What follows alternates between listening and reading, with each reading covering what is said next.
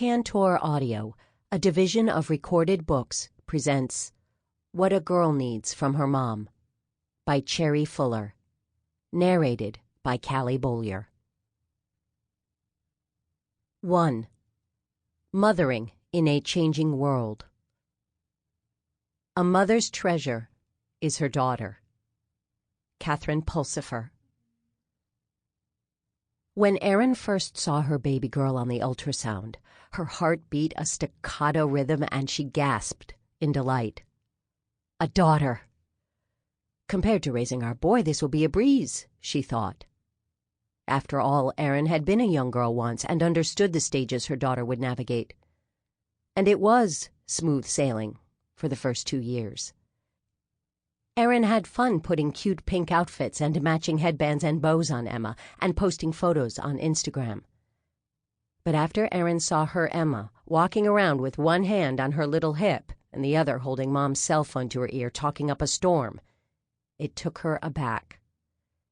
When Erin's high-spirited, strong-willed daughter overpowered her big brother and barked orders, she thought, uh-oh, maybe this isn't going to be the cakewalk I thought it would be. A few years later, Erin was picking Emma up at school one afternoon and observed a line of 8 kindergarten boys leaning against the building, waiting for their rides while on their iPads. Erin could only shake her head about how quickly the world was changing. Later, she was baffled by questions Emma asked when only in the 3rd grade. "Mommy, what is an STD? And why does Jenny have 2 mommies?" The older Emma gets, the more mystified her mom feels about the situations she and her peers are facing. Erin is not alone in her puzzlement. Our girls are growing up in a different generation and culture than we did.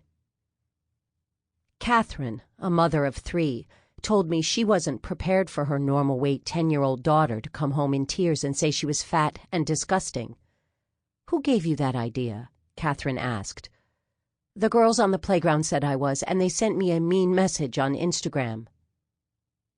Catherine had no idea what a big part social media played in her daughter's school, or how obsessed girls were with being thin. "There were movie stars when I was growing up," Catherine said, "but now these highly sexualized, super skinny images of girls and women whose bodies and faces have been airbrushed to perfection are everywhere, constantly barraging our girls with false expectations of how they're supposed to look." "Social media definitely wasn't around when I was growing up," said Maggie, a Texas mom. "All the ins and outs of this very voyeuristic and affirmation-seeking culture mean I've needed to have more conversations about where my daughters find their worth. I never knew I'd be discussing what they shouldn't put on the internet in terms of appropriateness or the way they're portraying themselves, because it's out there forever. They're only 12 and 8. Maybe you have had similar thoughts as Erin did. I was a girl once. I'll know what's going on with my daughter. But at a certain point, you realize that your daughter is growing up in an entirely different world that's technology-driven and changing rapidly. A world in which children are exposed to a wider range of experiences than we ever imagined. A world that's blurring the lines between adult and child, exposing children to situations that aren't appropriate for their development level, and to digital content that promotes self-harm, pornography, suicide, and even intense violence. Many moms I've interviewed find it distressing that they not only need to be present and involved with their children's physical life, caring for them and keeping them safe and healthy in real time, but they need to be engaged in their girls' internet world. Moms are already crazy busy just getting the daily tasks of parenting done. The digital revolution has produced a whole new need that girls have, for their moms to help them navigate the digital world. And our daughters need our help in other, not-so-apparent ways, too. The adventure of raising a girl.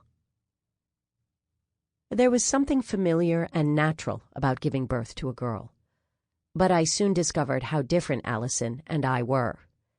And though I was pretty sure I'd understand what it would be like for her to go through situations I'd faced, like puberty, for example, What I found is that Allison approached each stage with a unique perspective and temperament that was often a polar opposite to mine.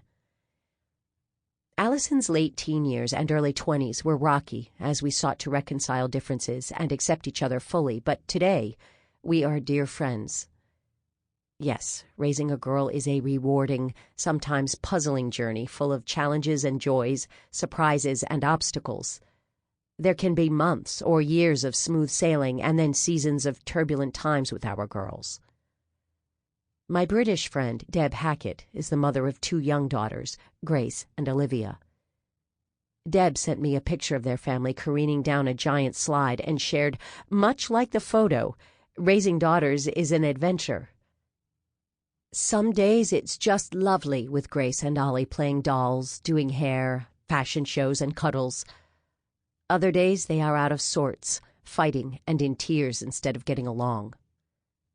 It's hard when I hear or see stories of young girls who've been hurt. I struggle not to project that forward onto my girls. Then parenting becomes all about trying to raise girls who avoid bad things rather than raising strong and responsible, loving young women. Deb recounted the joy she has experienced in raising her girls from the moment each was born. I was thrilled both times.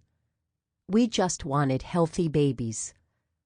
I felt, and still feel, very protective of them, their bodies, hearts, and minds. But mostly, I was simply overwhelmed by love. She's grateful for a small hand in hers, skipping, blowing bubbles, building snow forts, sharing iced cookies, hearing "Mummy," and the great privilege of being the one whom her little girls run to whenever they are in tears. Growing up in a girl world. I can identify with Deb's elation. My daughter Allison grew tired of hearing how absolutely thrilled we were when she was born. But it's true.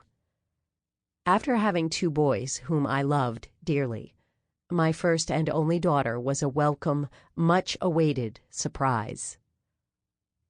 I come from a family of 5 girls. I'm the middle one. So I grew up in a girl's world, each of us jockeying for attention.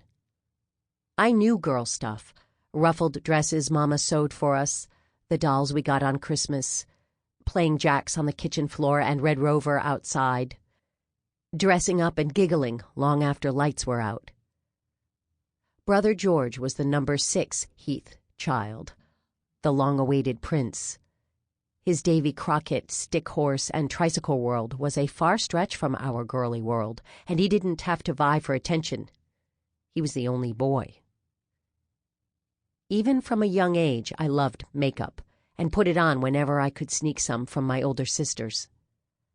I watched them roll their hair at night and brush out their beautiful, thick, dark waves in the morning. So when I was 6 years old, I got Mama to buy me some little pink foam rollers.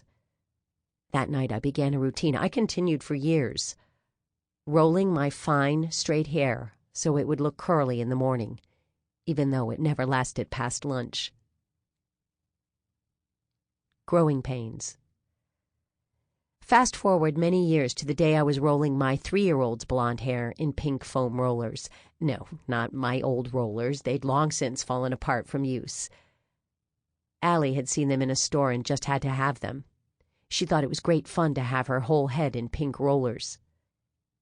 Yet, only a few years later, when she was 6, I was braiding her hair when she announced, "Mom, I learned to French braid. I'll do it myself from now on." My heart sank a bit, recalling the little girl who had let me put bows in her ponytails and create cute updos.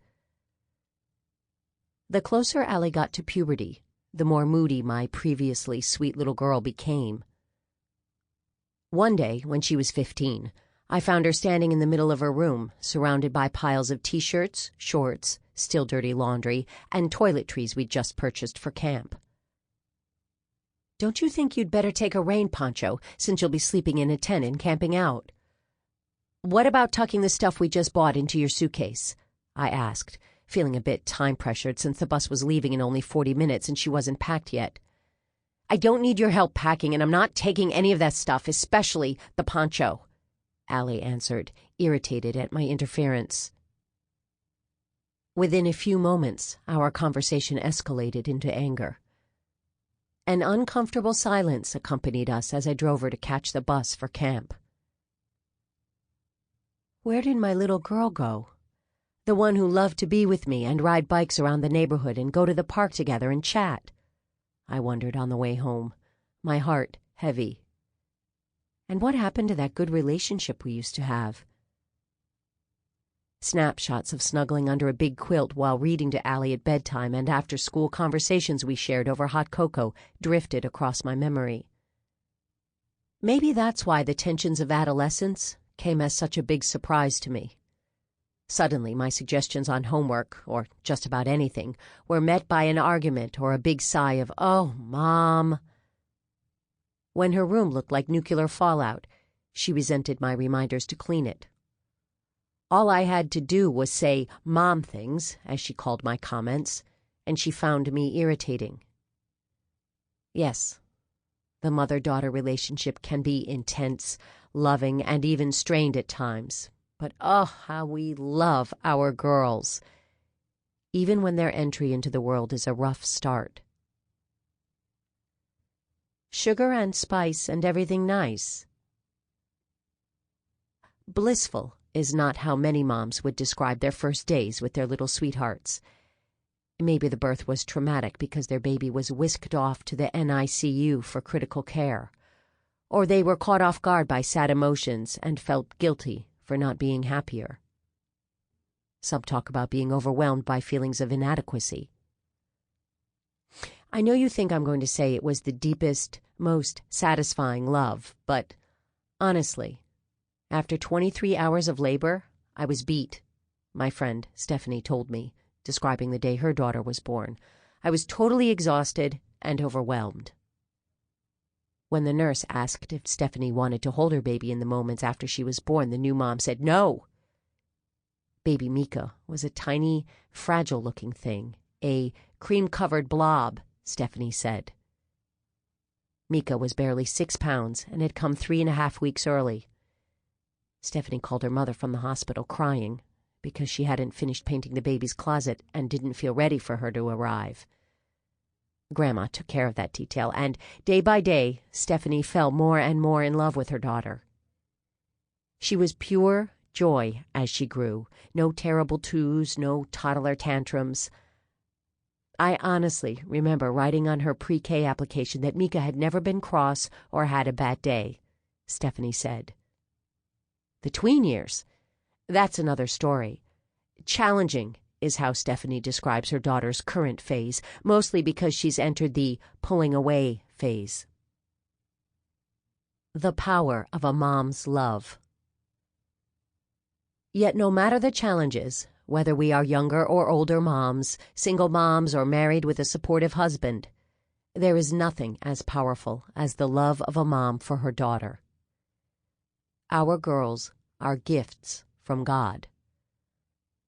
But getting from that memorable day when we welcome them into our lives, through the infant and toddler years, and then the elementary and middle school years and beyond, all the growing pains, baffling times, school days, sick days, adolescent angst and drama, to the point somewhere down the road where our girls are grown up and we become adult friends.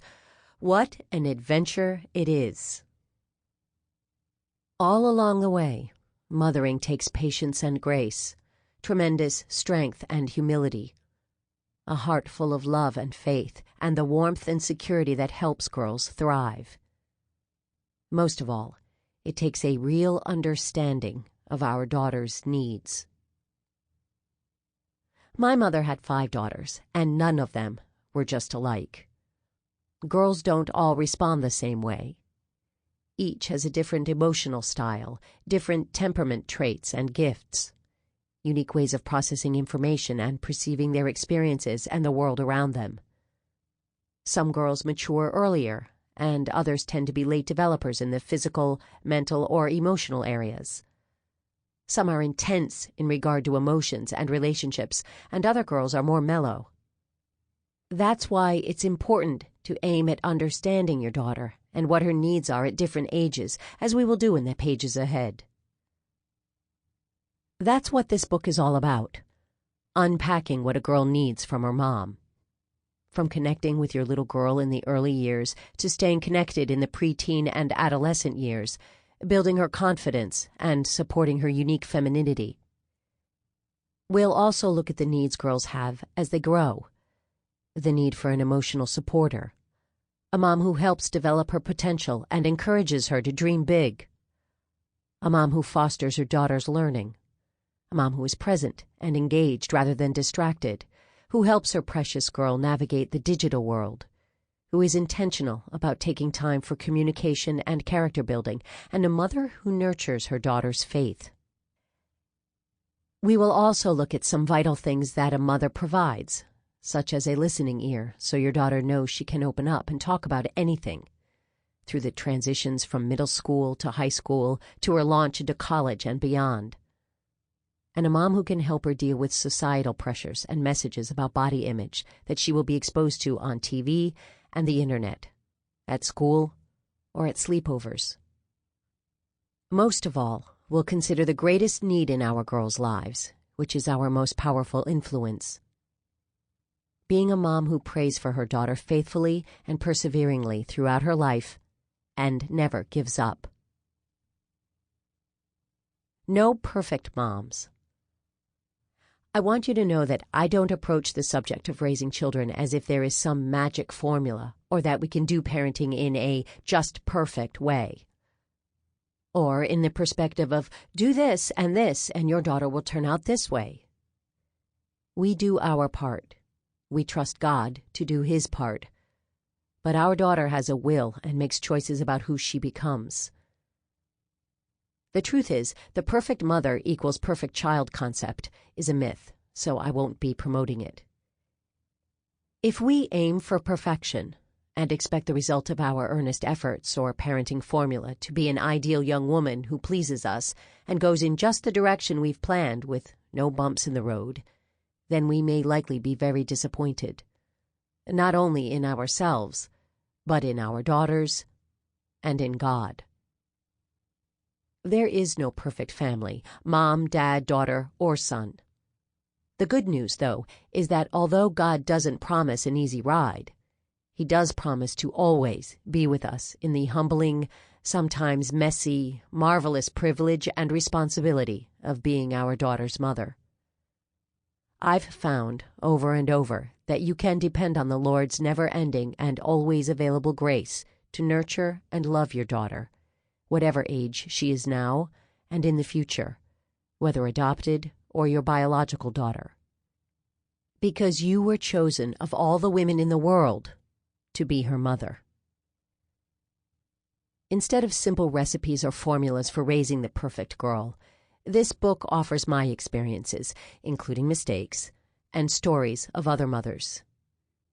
It also includes insights intended to help you understand your girl's needs better. Understanding and awareness are the first steps to meeting her needs, to building a loving, trusting relationship, and to staying connected throughout her life, even when she grows up and moves away. You'll notice that the content of this book spans different ages and has helpful ideas for various stages, whether your daughter is 4 or 17. There's a lot in here for you. You'll also find a section called Questions to Discuss or Journal that accompanies each chapter, so you can use this book as a resource for your mom's group or small group. The questions can stimulate a lively group discussion, whether you do that via email with a few girlfriends across the world or in person, or right in your community or church. I know you love your daughter very much, or you wouldn't have bought this book. And I pray blessings on you as you listen to the chapters ahead. Thanks for coming along on the journey of discovering what a girl needs from her mom. 2. A mom who bonds and connects with her daughter.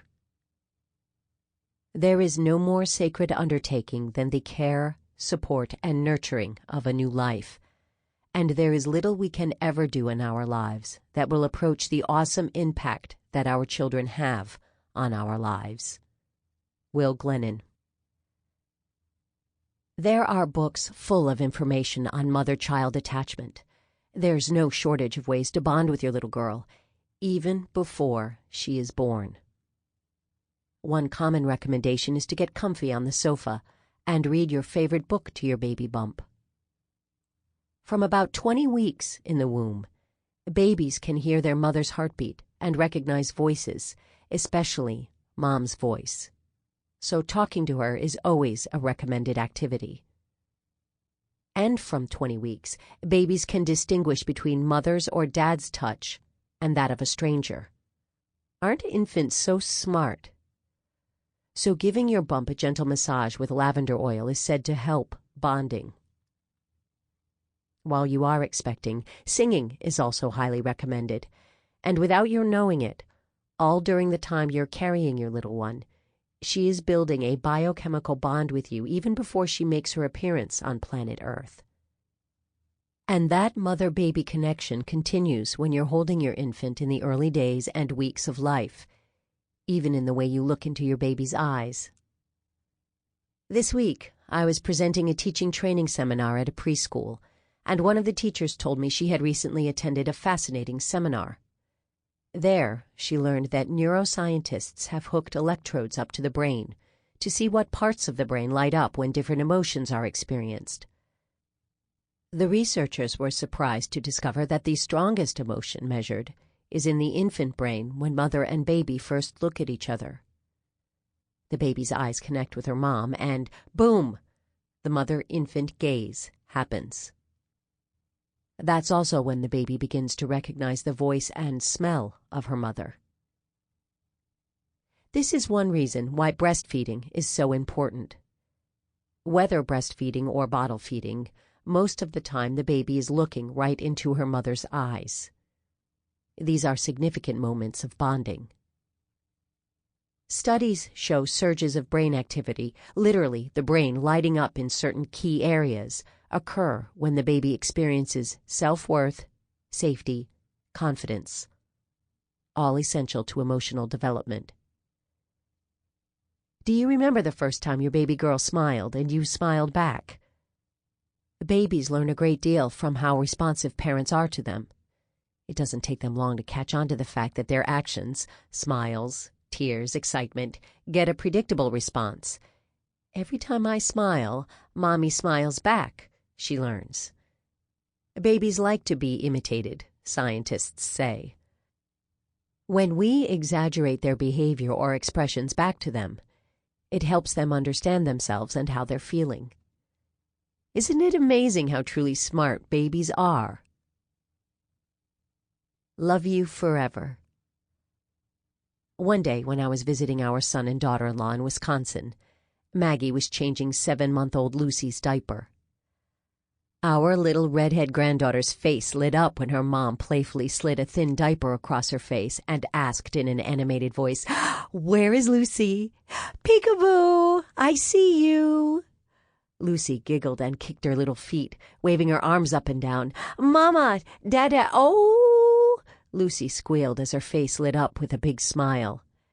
"Daddy will be home in a little while, Lucy. He's at the hospital working," Maggie said. "Let's get your jammies on and read until he gets here." As Maggie finished dressing Lucy, Josephine, her big sister, came into the room and waved a Beanie Babies rabbit before giving it to Lucy. Then Maggie scooped Lucy up into the comfy rocking chair and put her arm around Joe's as she began to read the book Love You Forever to the girls. Maggie's gentle physical touch, her cuddling, feeding, hugging, peekaboo games and smiles played an important part in Lucy's brain development and growth. But they also powerfully connected them as mom and daughter. Attachment, or bonding, that feeling of emotional connection between baby and mother, is a vital need in the first year or two of life. And those simple, caring expressions of love are all part of nurturing your little girl. Attachment also includes soothing babies when they're fussy, including speaking in motherese or singing to them. Dr. Brenda Hunter, psychologist and author of The Power of Mother Love, says that when moms speak in their motherese voices, It's far more stimulating to them than a cell phone voice. And does she ever love to hear you sing, even if you don't think you have a good voice? After all, she heard your voice as you carried her for 9 months, so your voice is the most comforting and familiar. Researchers have reported that skin-to-skin contact between baby and mother can be a benefit to both. In addition, they are discovering that consistent emotional engagement with infants can speed their development and recognition of self, particularly in the newborn period. It helps calm babies. They cry less, and it helps them sleep better. There are some studies that show their brain development is boosted, probably because they are calmer and sleep better, and in the first 3 months enable the babies to be more responsive as well. Skin-to-skin contact in the first 3 months also seems to help mothers and fathers reduce their stress levels, decrease depression, and enable them to be more responsive to their baby's cues and needs, and to be more connected. Smiling and singing, rocking your baby girl and taking her out in the stroller or reassuring her when she wakes up crying in the night, all these behaviors build the bond and connection that contribute to her feelings of being loved, belonging, and having a sense of safety, factors that nurture emotional security. It all starts in the first year of life, Dr. Hunter says. If you have a close emotional bond with your baby girl, and if you get it right early on, the whole of life is so much better for everybody. Although you may be seriously tired and frazzled, 6 to 12 months of age is a significant time for your child. That's when your baby is programmed or hardwired to fall in love with her mother, not her nanny or a string of caregivers, Dr. Hunter explains. The infant falls in love with mom first and then dad during those important months. That's why if mothers have to go back to work, the worst time to do that is between 6 and 12 months. And if she does have to go back to work, Dr. Hunter advises, grandma, daddy, or a very loving, consistent caregiver is far better for the child. You get a qualitatively different kind of child in the first 2 years who is cared for by a loving, affectionate mother, dad, grandma, or a nurturing, responsive, and loving, consistent person versus a child that goes to group or daycare. Daycare workers are notoriously transient, so daycare is a last resort. For many years, Dr. Hunter has been a champion and advocate of babies, addressed national conventions and congressional staff on child care issues, and worked with 2 presidential commissions. Dr. Hunter believes, and research shows, that if you want to be emotionally close with your teenage daughter, be there the first year of life and form a loving, secure, emotional bond with her. Every girl, little or big, needs a mom who's crazy about her, who will put her welfare before career ambitions, the acquisition of things, even a new love relationship. A mommy who loves her unconditionally and who can form a strong relationship with her that lasts a lifetime. When bonding is interrupted. Sometimes there are interruptions in attachment caused by trauma, medical complications, postpartum depression, mental illness, or PTSD, post-traumatic stress disorder. These conditions can interfere with the mother's ability to bond and sensitively respond to the infant's needs, but they aren't insurmountable. One type of treatment, parent-child interaction therapy, is geared toward helping babies and young children and their parents reattach and bond. It is very directive, and the therapist coaches the mother and father on how to be more attuned to their children. When parents are attuned to their child's needs, it teaches the child the importance of healthy, trusting, intimate relationships. But it also teaches the child her own value and the importance of eventually recognizing and taking care of her own needs. Bonding is a process. New mom's feelings. Because bonding is so important, we put pressure on ourselves and expect it to happen in a particular time and in a way our girlfriend or mom said she experienced it, But that's Sample complete. Ready to continue?